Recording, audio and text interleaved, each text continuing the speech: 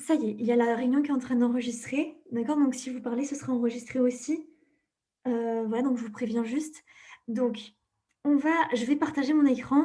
Donc hop là, vous allez me dire si vous voyez ce que je vous partage.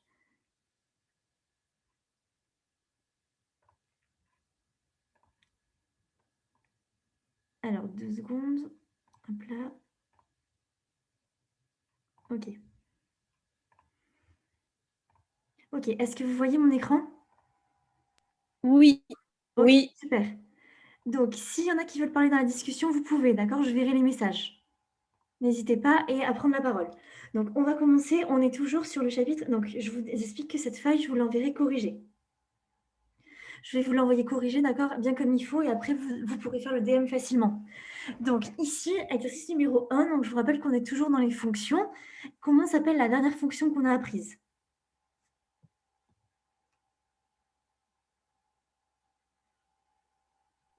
La fonction polynôme du second degré, Parfait. c'est ça? C'est ça, tout le monde s'en rappelle? Polynôme du second degré.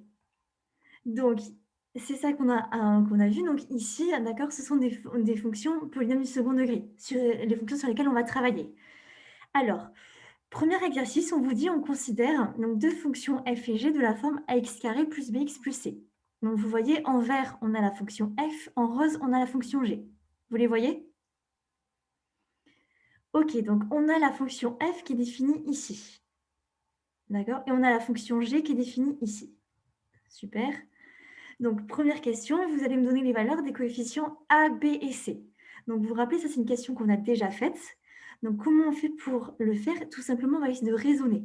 D'accord? La valeur de a, c'est la valeur que j'ai devant le x carré. Le b, c'est devant le x. Et le c, c'est le terme où j'ai pas de x. D'accord? Donc est-ce qu'il y a un volontaire pour me donner la réponse pour la fonction f? Moi, je veux bien. Alors je vous écoute. Pour A, c'est 2. Super. Pour B, c'est 8. Oui. Et pour C, c'est 2. Parfait. Donc vous vous rappelez, d'accord, dans le tableau, vous mettez que les valeurs, on met pas de x, on met pas de x carré, et vous pensez bien à mettre le signe, d'accord, s'il y a un négatif. Ok, donc vous voyez que vous avez une parabole.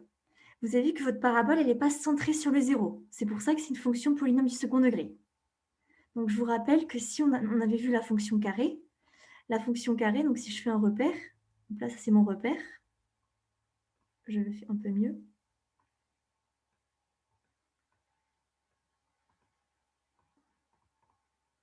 On avait vu que la fonction carré, elle était comme ceci. Tout le monde se rappelle?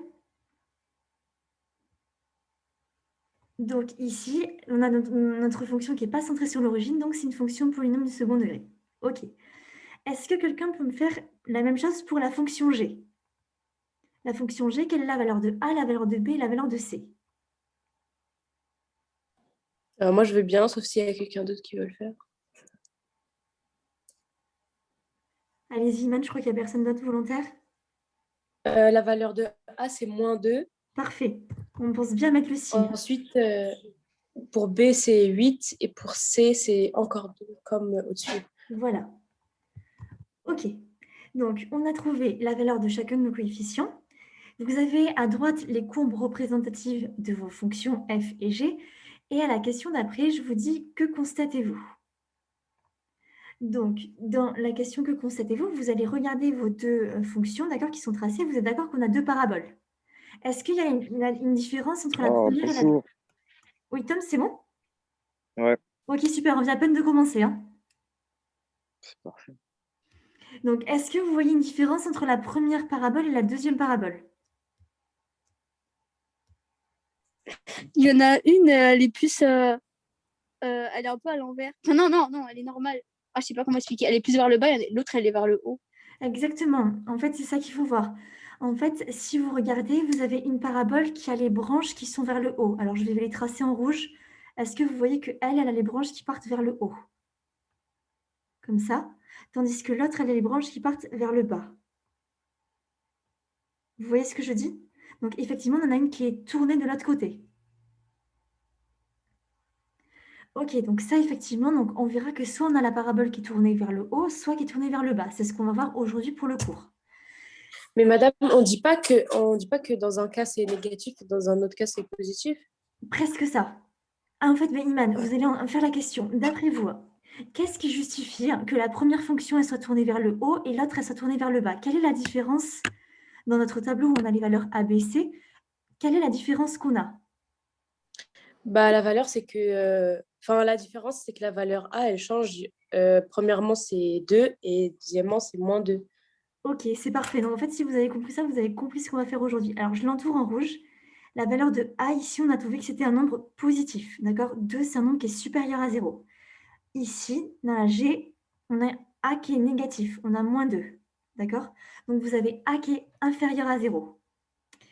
Donc, en fait, ça veut dire que maintenant, quand vous allez avoir l'expression de votre fonction, vous allez pouvoir savoir directement si elle est tournée vers le haut ou vers le bas.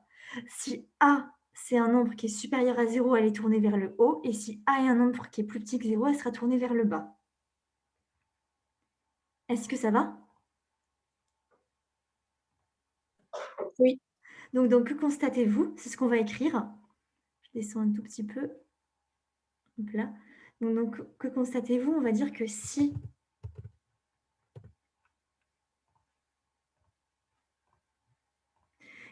on a A qui est supérieur à 0, comme dans le premier cas, on a la parabole qui est tournée vers le haut. Et si on a A qui est plus petit que 0, on a la parabole qui est tournée vers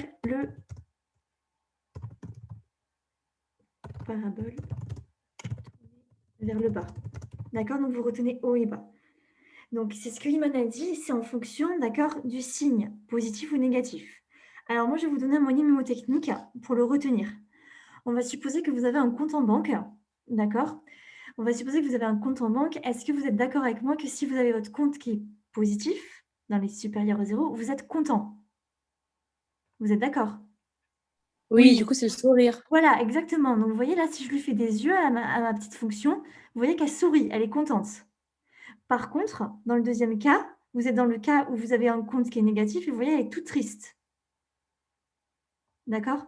Donc, voilà comment vous pouvez le retenir, moyen mnémotechnique que moi j'utilisais quand j'étais à votre place. D'accord? Parce qu'il y a toujours des petits moyens, comme ça on s'en rappelle bien. Donc, si A est supérieur à 0, votre parabole, elle est tournée vers le haut, elle sourit. Vous pouvez retenir comme ça. D'accord? Il est incroyable votre dessin. Pardon? Je disais, il est beau votre dessin. Ah, super. Ouais, donc est-ce que ça va pour ça? Je vais tout Ouais, c'est effacer, bon. d'accord, mais vous aurez la correction tout à l'heure. S'il y en a qui veulent faire un screenshot, vous pouvez. Hein. Ok, attendez. Alors, attendez, Iman, avant de faire le screenshot, je vais dézoomer un tout petit peu pour que ce soit un peu... Voilà, pour que ça corresponde bien. Ah oui, non, ça ne correspond plus. Non, c'est pas grave. Donc, je vous enverrai bien la correction. Ok, c'est bon. Hey, thanks for using our free Ah, pardon. Jitsi meetings. Stick around for 15 seconds. I'll show you how you can Pardon. embed and brand. Il y a de la pub qui s'est ouverte. Hop là. Ok, j'efface.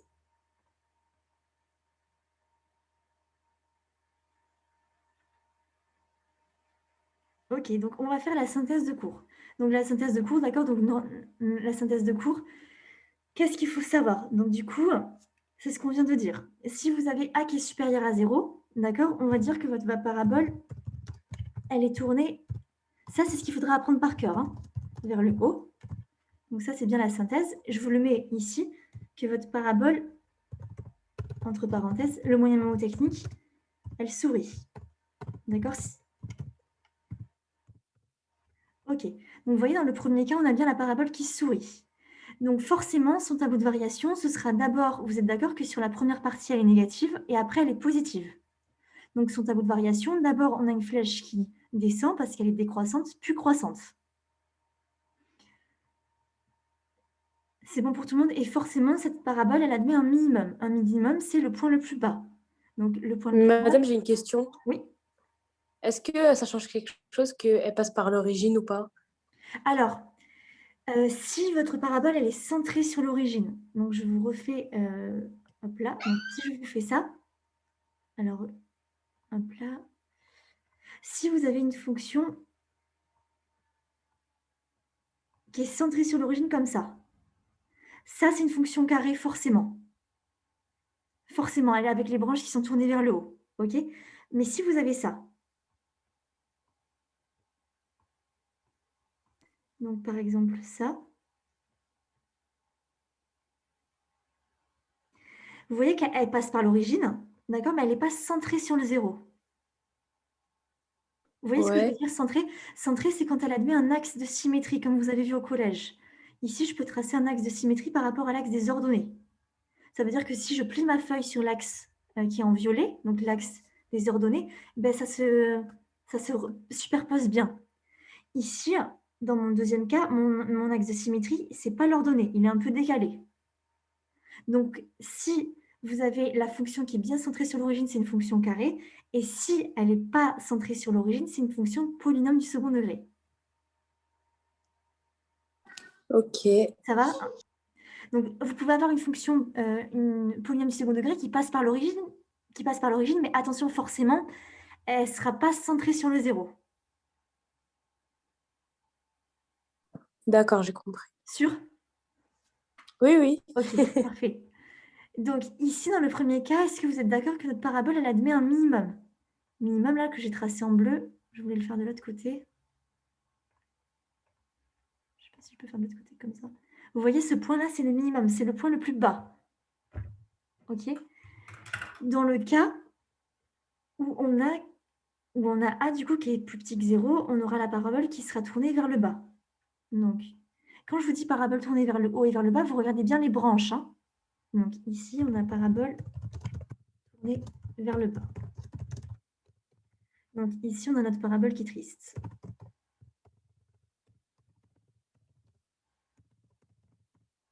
OK. Donc, ici, comme votre parabole, elle est tournée vers le bas, est-ce que vous êtes d'accord que d'abord, elle est croissante et après, elle est décroissante? D'abord, elle est Oui. Donc, forcément, c'est pour ça qu'on a fait d'abord une flèche qui monte et qui descend. Et forcément, votre fonction, elle aura forcément un point le plus haut. Tout à l'heure, c'était le point le plus bas. Donc, ce n'est pas un minimum, mais elle admet un maximum. D'accord? Donc, maximum, c'est si votre parabole, elle est bien tournée dans ce sens-là. Est-ce que ça va pour ça? Oui. OK. Alors, est-ce que vous vous rappelez qu'avant le confinement, on avait vu qu'est-ce que c'était les racines d'une fonction? Est-ce que quelqu'un se rappelle? Donc, on ne l'avait pas écrit en synthèse, d'accord? Donc, c'est pour ça que là, on va l'écrire. Les racines, d'accord, d'une fonction, ce sont les abscisses des points d'intersection de votre courbe avec l'axe des abscisses. Alors, vous vous rappelez, on va le refaire tout à l'heure en exercice, ce sera plus facile, hein. Ici, je trace mon axe des abscisses. Vous êtes d'accord?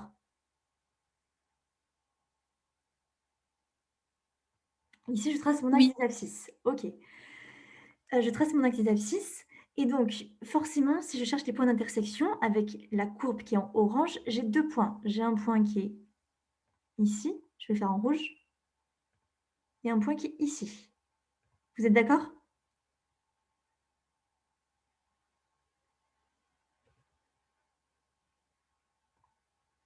Ça va pour tout le monde? Ça, c'est ce qu'on avait fait avant le confinement.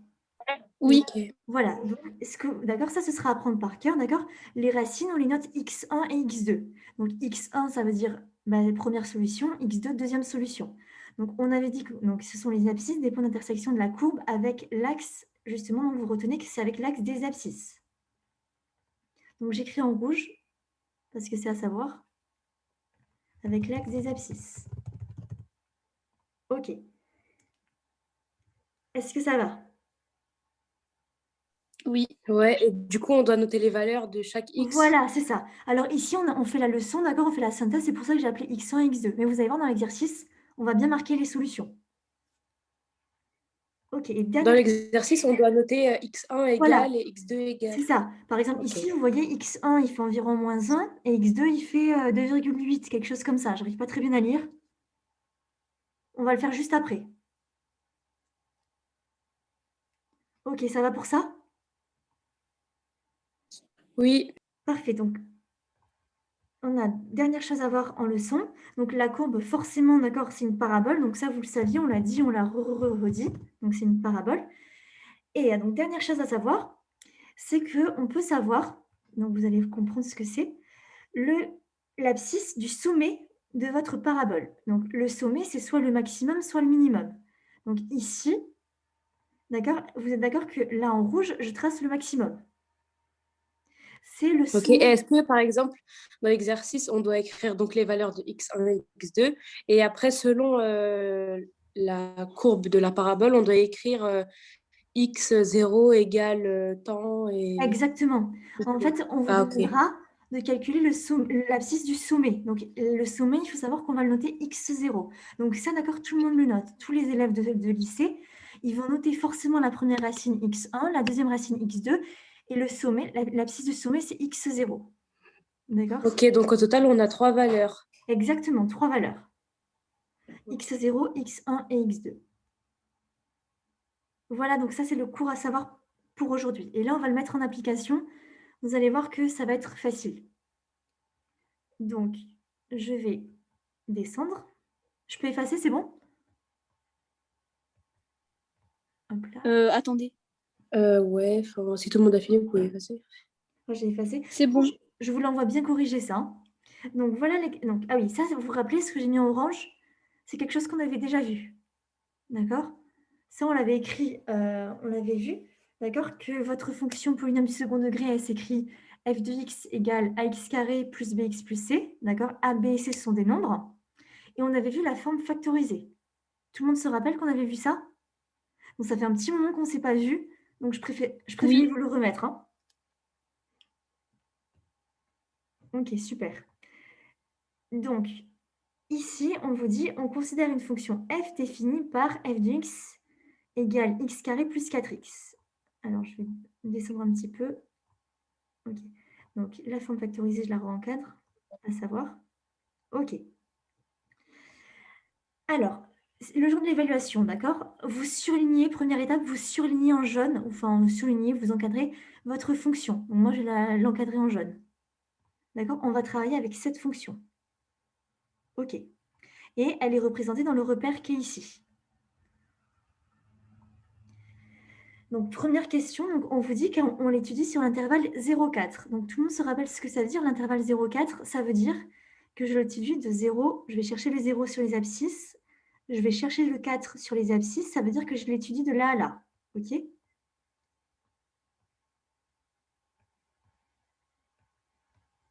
Voilà. Donc, première question, indiquez le nom de cette fonction. Donc, est-ce que quelqu'un peut me dire quel est le nom de cette fonction?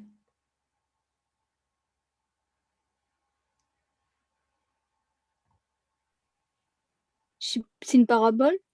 Alors, parabole, c'est la représentation graphique. Donc, quand je vous dis le nom de cette fonction, Ah vous oui, oui, connaissez. oui. Est-ce qu'elle est linéaire? Est-ce qu'elle est affine? Est-ce qu'elle est carrée? Est-ce que c'est une fonction polynôme du second degré? C'est Elle est, je crois qu'elle est linéaire. Alors, Non, c'est une parabole. C'est l'autre là. Non. Le long truc, pardon, excusez-moi, polynôme. madame. Polynôme du second degré. oui, c'est une fonction polynôme du second degré. Iman, pourquoi?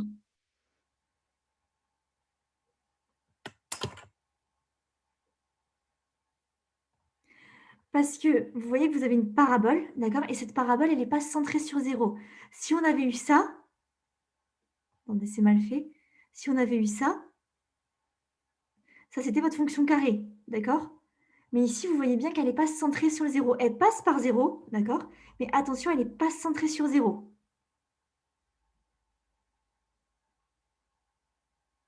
Elle n'est pas centrée sur 0. Vous voyez ce que je veux dire? Je vois. Ok, super. Alors, donc, dans le nom de cette fonction, vous mettez... C'est une fonction polynôme du second degré. Ok. Question numéro 2. Donc, question 1 et 2, c'est du cours. Hein. Question 2, donnez le nom de la représentation graphique de cette fonction. Donc, ça, c'est une Parabole. parabole. Ça, on est d'accord que tout le monde le sait. Hein. Maintenant, donc ça, c'est une parabole. Ok, super. On passe à la question d'après. je gomme tout ça.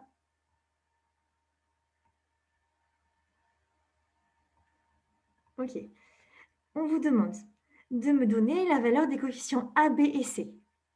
Alors, attention, il n'y a pas un piège, mais enfin, juste, il faut être bien rigoureux. D'accord?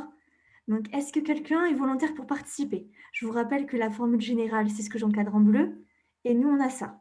Donc, vous respectez Moi, je veux bien. le faire. Ok, je vous écoute. Non, en fait, je suis pas sûre. Mais pour B, c'est 4, non? B, c'est 4, exactement. Est-ce que vous êtes d'accord que pour tout le monde, B, c'est le plus facile, c'est le nombre que j'ai devant le X? Oui. Pour C, ça doit être 0. Exactement, le C, c'est 0. Parce qu'on n'en a pas Mais de pour terme. A, je sais pas. Pour Alors, A, c'est pas X, non? non, pas de X dans le tableau. Ok. Quelqu'un Ok, se bah, je sais rappelle pas. de ce qu'on avait dit? Non, je sais plus, vous pouvez dire. Rappel. Donc, d'accord, en maths, un X, c'est la même chose que X. D'accord? Ah oui, c'est vrai. De la même façon, on a un X. Ah oui, donc c'est 1, ça fait 1. Voilà. Un X en maths, c'est la même chose que X. Un X carré, c'est la même chose que X carré. Alors, attention, Iman, c'est presque 1. C'est, attention, c'est Moins 1. moins 1. Alors, donc là, ce que je vous ai dit, ce que je vous ai marqué en haut, d'accord, c'est ce que vous avez vu, enfin, ce que vous avez vu au collège, d'accord, les règles. Un X, c'est X. On ne met pas le 1, d'accord? Alors, pourquoi on ne le met pas? Parce que c'est les mathématiciens qui ont décidé ça. C'est vrai que du coup, voilà, il faut l'avoir vu une fois, deux fois, comme ça, après, on ne l'oublie pas. Si vous avez un X carré, c'est la même chose que X carré. Et si vous avez moins un X carré, c'est la même chose que moins X carré. Du coup, est-ce que vous êtes tous d'accord pour me dire que ici, la valeur de A, c'est moins 1? Tout le monde est d'accord? Comment vous avez Oui. trouvé ça? Alors, comment j'ai trouvé le moins 1? C'est ça, Céline? Oui, Ok. Est-ce que vous êtes d'accord que nous, la fonction qu'on a, c'est f de x égale moins x carré? oui. Ah oui, oui, ok, j'ai compris. On remplace x par 1. Voilà. Non. Parce qu'en fait, devant le x, c'est comme si vous aviez un 1. Ok, Dès c'est que bon, je vois. Dès que vous n'avez pas de nombre d'accord devant le x carré, c'est un 1. Attention, hein. Si on a, c'est pas un 0, parce qu'ici, on a bien un terme avec du x carré. Vous voyez ce que je veux dire, hein? Ok, oui, je vois. Ok, donc ici, on écrit que a il est égal à moins 1. Ok. Question numéro 4, c'est par rapport à ce qu'on a vu juste avant. Est-ce que vous pouvez me dire dans quel sens sont tournées les branches de la parabole? Vous utilisez votre tableau, d'accord? Vous pouvez confirmer avec la représentation. Vers le bas, Vers parce le que bas. c'est moins 1. Exactement. Donc, je baisse voilà, je baisse ici. Donc, hop là. Et vous justifiez, d'accord? J'ai oublié de mettre justifier la réponse dans la consigne, mais vous justifiez. Vous mettez que les branches sont tournées. Madame, est-ce que c'est bon si on dit que c'est une parabole Enfin, j'ai oublié, mais parce que la valeur de A, elle est négative. Exactement, c'est exactement ça que vous mettez, hein. Ok. Vous mettez car A est inférieur à 0. Hop là. Donc ici, ce que Iman a dit, d'accord, en maths, on justifie toujours, hein. Donc j'encadre la justification, c'est ça. Car on a A qui est plus petit que 0. D'accord? Donc si on revient par rapport à ce qu'on a dit, eh ben, hop là. Eh ben, d'accord, on a le compte en banque qui est négatif parce que A est plus petit que 0. Ça va pour tout le monde? Ça va. Ok.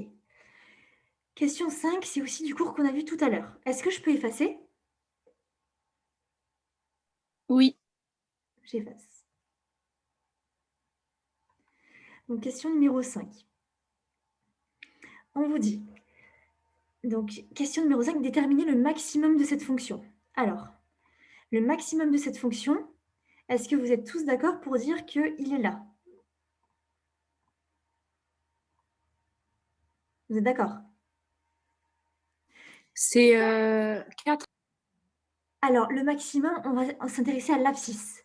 Quand on vous dit le maximum, on s'intéresse à l'abscisse. J'aurais dû C'est préciser. 2. Ok. C'est 2. Donc, c'est 2. Mais alors, on va essayer d'utiliser la formule qu'on a vue dans le cours. Donc, je vous la remontre ici. D'accord? La formule, on va utiliser ça. D'accord? Et vous allez voir qu'on va obtenir 2. Donc ici, on vous demande en fait le x0. C'est moi, j'aurais dû préciser dans l'énoncé hein, l'abscisse. Hein. Je vais le modifier tout à l'heure. Donc ici, vous me mettez que c'est x0 égale, donc là je recopie ma formule, moins b divisé par 2a. D'accord? Ça, c'est du cours. Hein. Il n'y a rien à comprendre, juste à dire, ben, j'apprends mon cours et je sais que c'est ça. Je remets les valeurs de a, b, c. On vous demande de calculer x0 égale moins b divisé par 2a. Donc, est-ce que... Madame, j'ai pas compris pour la question 5, j'ai pas compris. Et d'où ça sort, ça? Ouais, Là, c'est le cours. Regardez, c'est ce qu'on a écrit ici.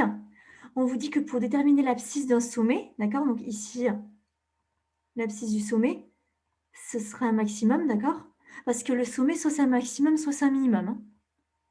Hein. On utilise ça. Alors, attendez, on ne le voit pas bien. Hop là.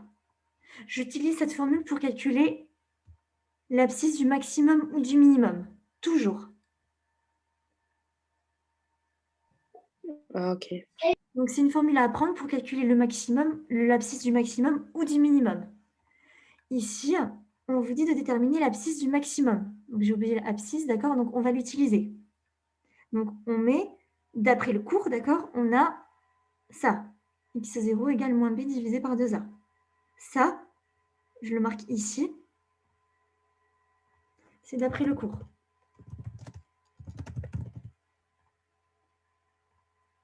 Ok. Maintenant, comment on fait pour le calculer? On va remplacer la valeur de b. On va remplacer la valeur de a.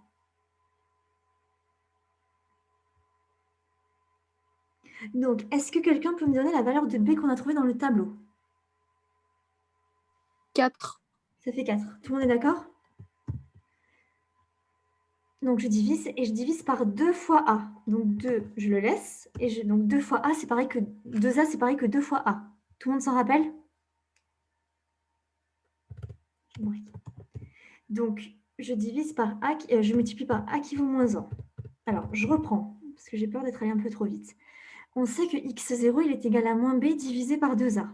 Donc, le b, on sait qu'il vaut 4. Donc, ici, le b, d'accord? Je l'ai remplacé là, parce qu'on m'avait dit b. Ok, je le divise, le 2, je laisse tel qu'il est, et je multiplie par 2 fois a. Et a, on a dit qu'il valait moins 1. Donc, le a, ici, vous le remplacez par moins 1. Est-ce que tout le monde comprend? Non. Alors, on reprend. On vous demande de calculer le maximum de cette fonction. Donc, l'abscisse du maximum. L'abscisse du maximum, forcément, vous le trouvez en faisant x0 égale moins b divisé par 2a. Donc ça, c'est une formule de cours. Ça, c'est votre formule de cours. On va l'appliquer, et pour l'appliquer, on va remplacer la valeur de b et on va remplacer la valeur de a. D'accord? À la fin, je veux un nombre. Donc forcément, je vais remplacer b et a, comme ça, à la fin, j'aurai un nombre. Donc, comme le b, il vaut moins 4, je remplace le b par moins 4. Donc, Mais madame, pourquoi on ne peut pas juste regarder sur le graphique Alors, là où... c'est une bonne question, d'accord? En fait, oui, vous pouvez le déterminer par le graphique, mais en fait, dans la question, j'aurais dû mettre calculer sans utiliser le graphique. Il faut que vous sachiez le faire parce que c'est au programme de première. On vous demande de savoir le faire avec du graphique et sans le graphique.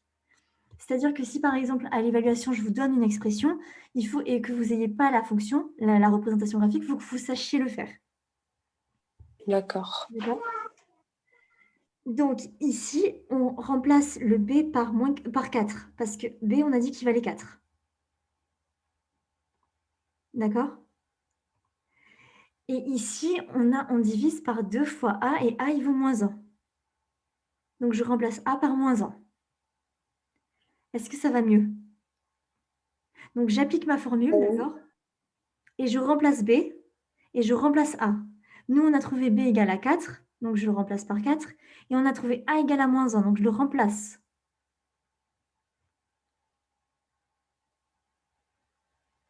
Est-ce que ça va? Ça va moyen. Donc, x0, d'accord, donc je vais le calculer. Moins 4, donc divisé par, je commence par faire mon dénominateur. 2 fois moins 1, ça fait moins 2. Vous êtes tous d'accord avec ça? Donc 2 fois 1, ça fait 2. 2 fois moins 1, ça fait moins 2. OK. Et moins 4 divisé par moins 2. Est-ce que vous êtes tous d'accord pour me dire que ça fait plus 2? Parce que 4 divisé par 2, ça fait 2. Et le moins divisé par moins, il disparaît, ça fait plus. Règle de collège.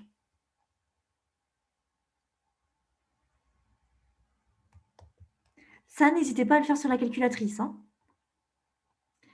Et donc, ici, hop là, ici, je remonte. On va vérifier sur le dessin. Et c'est bien ce que vous nous avez dit, Iman, d'accord? On a bien le 2 ici. Le maximum, il est là. Et moi, je regarde son abscisse et j'obtiens bien 2. Donc, vous pouvez vérifier avec le graphique.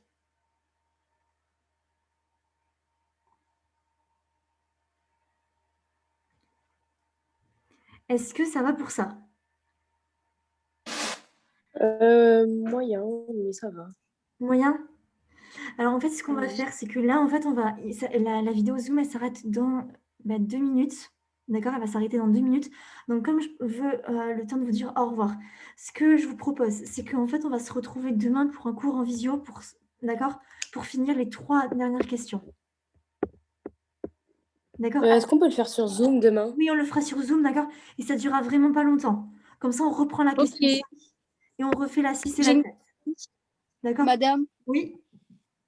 en fait, par exemple, le Chalarson, il nous a donné un travail à faire et tout.